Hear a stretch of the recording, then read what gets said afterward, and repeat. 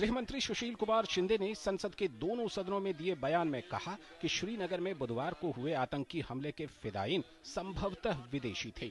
गृह मंत्री ने कहा कि मारे गए आतंकियों के पास से बरामद डायरी और दवाई पाकिस्तान में बने हुए थे। गृह मंत्री ने साथ ही कहा कि अभी तक इस बात की पुष्टि नहीं हुई है कि इस हमले में हिजबुल मुजाहिदीन का हाथ था। From the bodies of the terrorists killed 2 diaries, one each from containing numbers suspected to be of Pakistani, a tube of betanoate, a skin ointment were recovered. The further investigation revealed that this tube was manufactured in GlaxoSmithKline Pack Limited at 35 Dockyard, Karachi.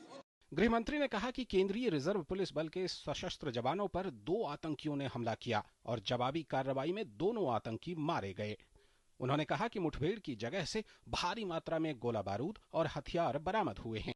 From the encounter site, the recoveries include 2 AK rifles, 5 AK magazines, 2 pistol magazines, 4 grenades, 3 under barrel grenade launcher, that is UBGL, and UBGL 62 ammunition and 2 pouches.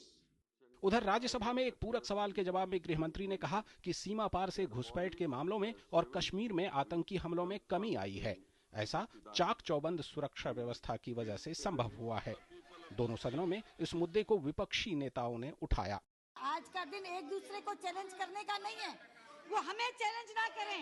आइए हम सब इकट्ठे होकर पाकिस्तान को challenge करें, हम इकट्ठे होकर आतंकवादियों को चैलेंज करें और भारतीय संसद से ये स्वर निकले कि आतंकवाद के खिलाफ हम सब एक हैं।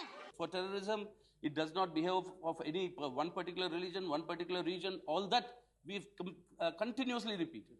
Now, that is not something I don't think anybody in this house or anywhere in the country would have a different opinion fighting terrorism.